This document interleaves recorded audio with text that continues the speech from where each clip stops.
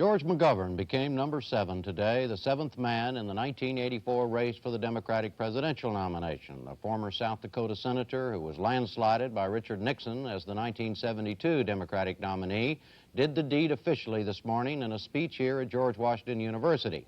And he conceded the point already made by most political pundits that his shot this time is indeed a long one.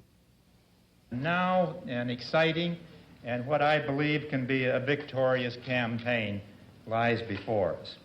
No candidate, of course, can predict the public reaction to his appeal.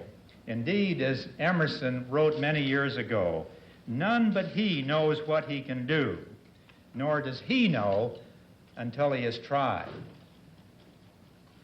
I do not know, of course, whether or not I can win this campaign, but I do know that with all my heart and strength, I am going to try. Judy Woodruff and I are going to talk to Senator McGovern in a moment. First, Judy has a little political and personal background on him for those who may have forgotten or weren't paying attention in 1972. Judy? Jim, George McGovern has at least one advantage over his competitors. That is, he's the only one with first-hand experience at running for the highest office in the land.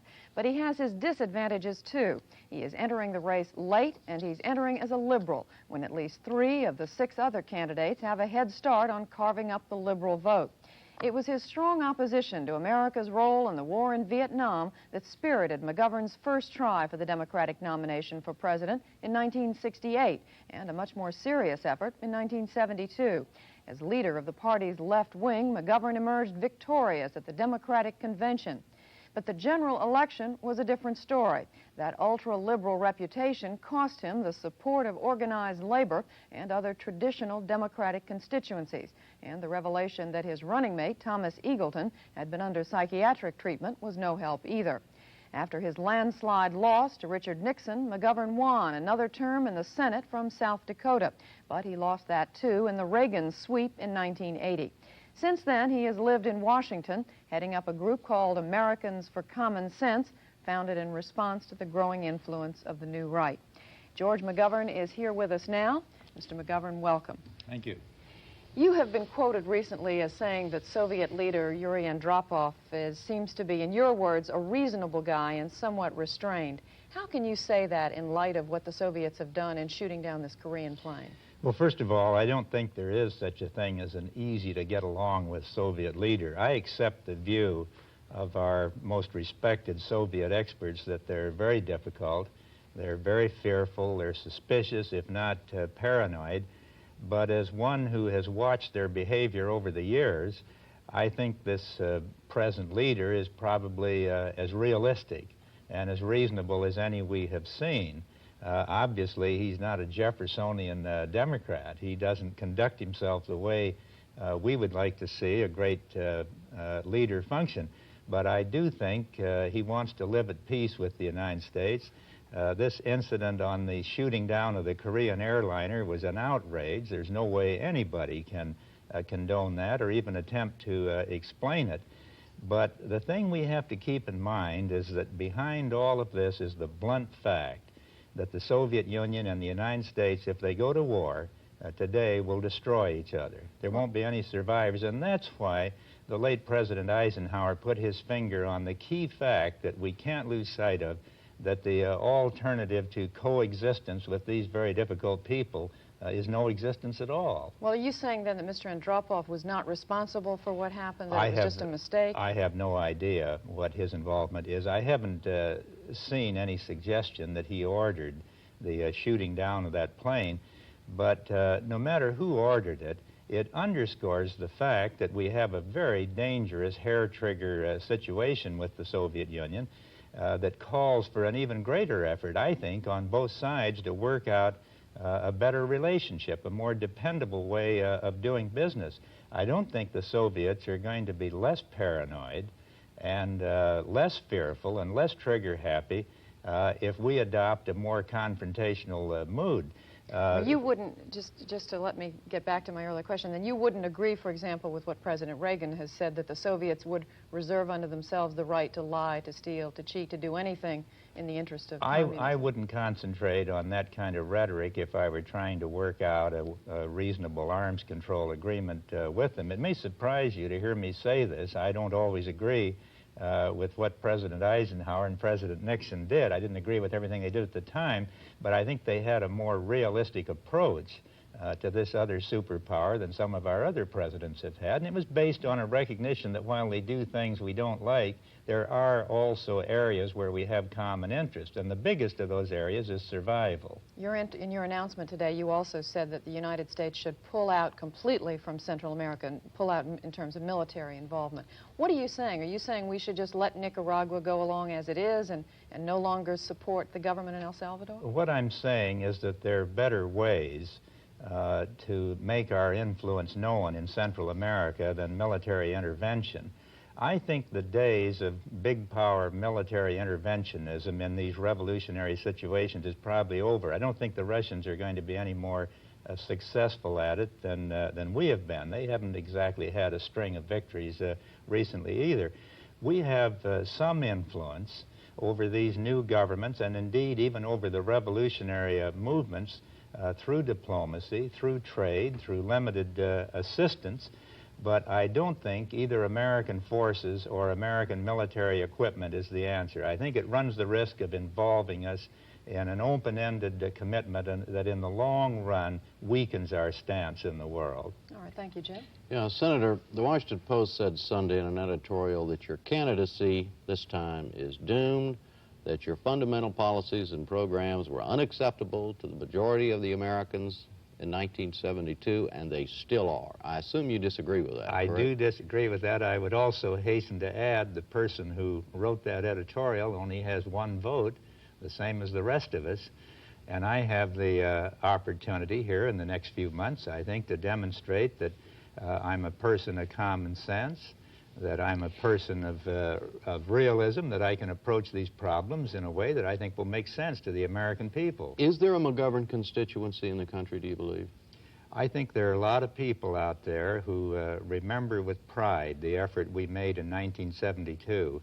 I don't run into very many people who tell me, gee, I'm sorry I voted for you in '72. I wish I had gone with Nixon. And I myself don't want to trade places with the winner. You know, there's some things in politics that are even worse than losing an election. It's hard to think what they are on election night. Okay. But nonetheless, I'm very proud of what we tried to do in '72, and I don't think we're going to have to apologize for that. Yeah. I have read that many of your old campaign advisors from then, even some members of your family said, oh, George, don't do it. Is that true? That is true. Well, then why? I must say that some of them told me that 11 years ago when I decided to get into the presidential race. It didn't look very hopeful at that time either. If you think back on it, there were other people who were way out in front, Ed Muskie, Hubert Humphrey, and others. In the end, I had to make the decision, and that's the way it has to be. Anyone who's worthy of the reputation of a leader in the end doesn't give in to his advisors or those who love him or anybody else. He or she does what they think is in the best interest of the country. Well, let me ask you the famous Roger Mudd, Ted Kennedy question. Why is it that you want to be president now so badly to do this? I know exactly why I want to be president, because I'm not satisfied either with American foreign policy or with Reaganomics. I think they're both headed in the wrong direction. And the best place to weigh in on those problems with some degree of effectiveness is in that presidential forum. I hope it'll lead to the White House, Jim, but even if it doesn't, at least here's an opportunity to be heard on the great questions before the country. Are you saying then that the other six candidates, the other six Democratic candidates, are not saying what you would say and that you do not support what they are saying? Well, I'm saying this, that I think these six men who are in the race are all making a worthwhile contribution. Every one of them has offered some perspective that I think is educating the public and providing some alternative to the administration's policies. I have a somewhat different perspective, which I'll outline here in the months ahead. It's not radically different from the course being recommended by the other Democrats, but I think every public figure approaches these issues from his own perspective, and this is what I want to outline to the American public. If I don't succeed, if I don't get the nomination, I will be quick to endorse any one of these 6 men who is now contesting for the nomination. Are you going to be quick to drop out if something doesn't happen? Say, I mean, if you set a deadline, if something doesn't happen the next several weeks or the next several months in terms of support, money, all it takes to run for president, and gosh knows you know that better than anyone, what's your strategy, timetable strategy? I'm going to try to run a national campaign. I'm going into all the states. I'll have to rely on the mass media to reach people coming in this late, although I'll be in as many states personally as I can. One thing that will be different this time is that I'm not going to neglect the South. I think that was a mistake in 1972. We just kind of wrote off the South. It's an important area of the country. Americans move around from one section to the other, and I don't think anyone running for the presidency should neglect any part of the country. So that'll be a key difference this time. A personal question, finally, Senator. I also, it's been suggested since, I think it was a week or 10 days ago when it first came out that you were seriously considering this, that some of your friends said, Senator, you might get embarrassed. You might embarrass yourself by doing this. Are you concerned about that at all? Is that a risk you're taking? Of course I am. I think actually that factor, more than anything else, is what keeps people out of presidential races, the fear that somehow they're going to look ridiculous, that they're going to fall on their face. And of course that is a danger. It's really not a very good reason for staying out of something you think you ought to do. If you look back in history and were to eliminate everybody that might have looked ridiculous doing something in public life, not much would have been accomplished. It's only by taking the gamble and daring to do something that's hard that we make progress, and this is what I'm going to do. Senator McGovern, thank you. Judy, thank you. Robin? As a footnote, we had a letter today from a gentleman in Minneapolis who says he's indignant because we're ignoring that he, too, is a Democratic candidate for president. His name is Marvin Ekman. He is 58 and an advertising salesman. He writes, I am a serious candidate and have been running as hard as I can with very little funds. So, for the Democrats now, McGovern makes 7 and Ekman makes 8. Jim?